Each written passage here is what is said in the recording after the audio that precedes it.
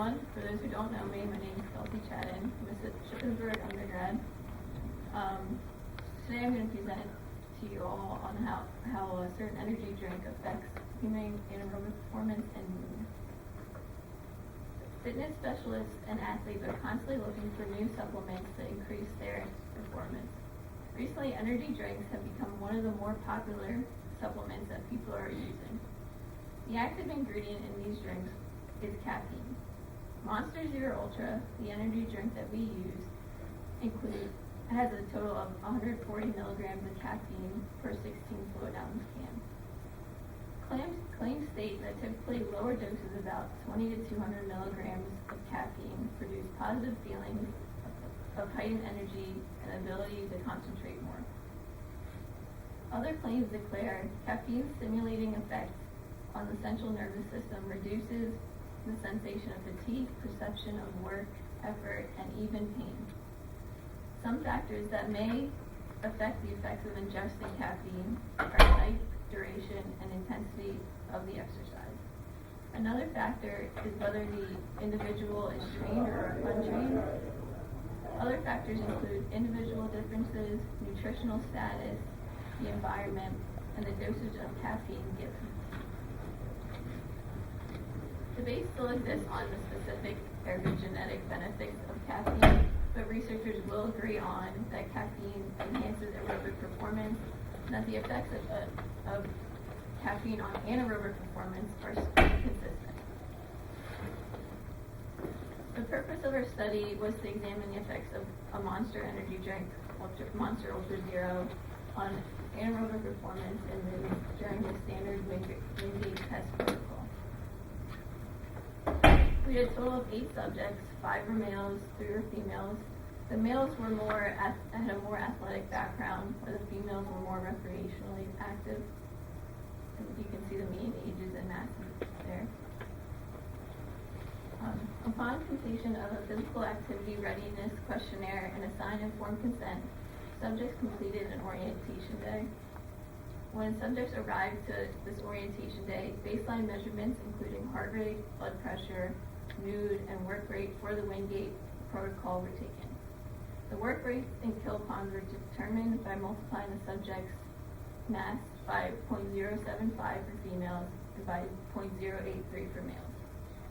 Subjects then signed up for a total of 4 testing days, alternating between either Monster trial days or placebo trial days. The purpose of the first 2 testing days was to orient the subjects with each condition.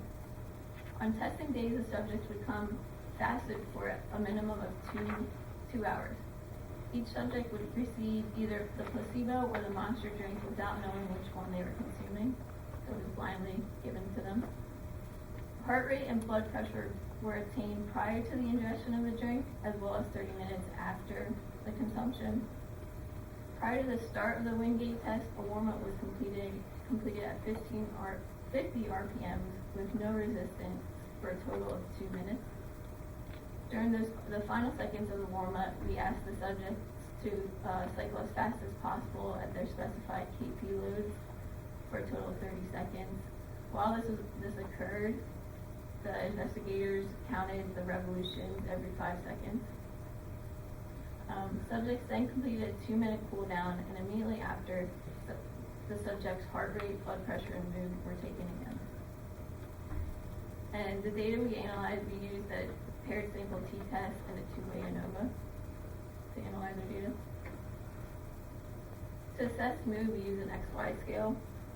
The scale involves 10 different mood states separated into high arousal, which is tense and excited, low arousal, bored and calm, pleasant, cheerful and relaxed, and unpleasant, sad and irritated.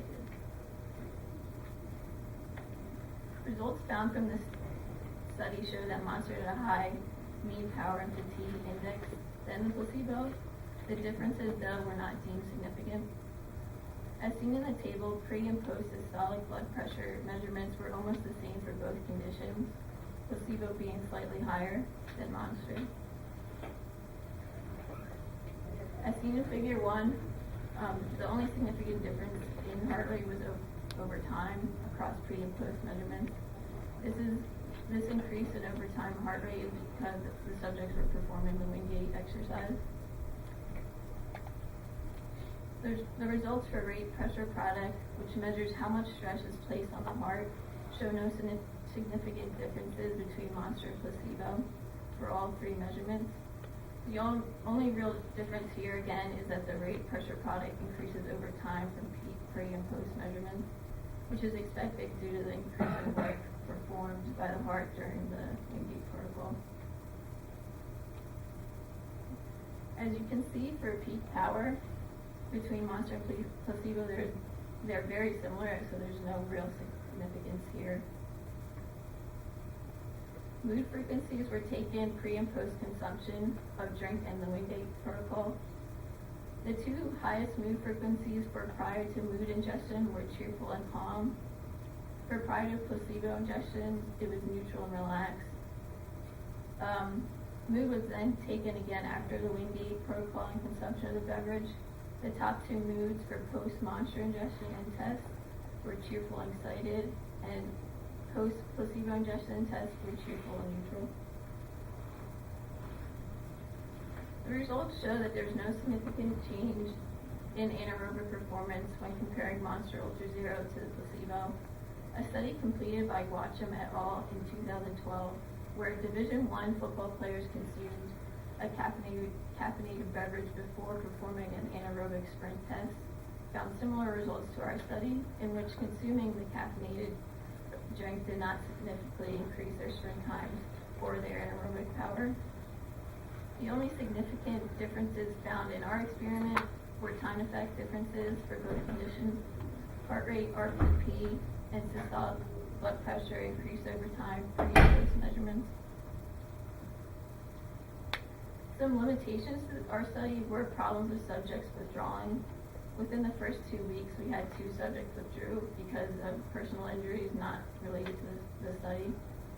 Another limitation was the timing of the test.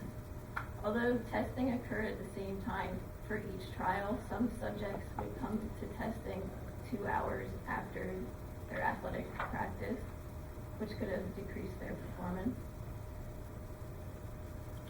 While we isolated the subjects as much as we could, there were incidents of subjects entering the testing room, which could have caused an increase or decrease in performance. The sample population was also a limitation. Instead of having a similar population, we had 3 recreational females and 5 athletic males.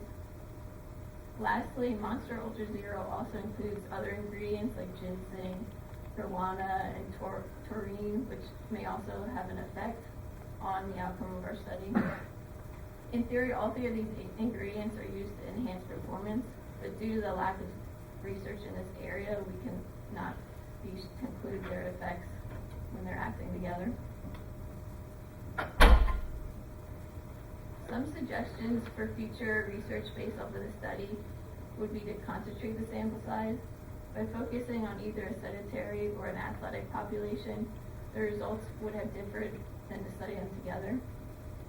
Another suggestion would be to increase the time allowed for the caffeine to enter the bloodstream. For our study, we only allowed 30 minutes for the caffeine to enter the bloodstream due to time constraints, but it's suggested that you allow 1 hour for the levels to reach their peak. Another suggestion for future research would to see how caffeine affects different other types of exercise. For example, instead of using the Wingate protocol, we could have subjects perform a weightlifting protocol and see how energy affects fatigue and other measurements. Here are my references, and do you guys have any questions?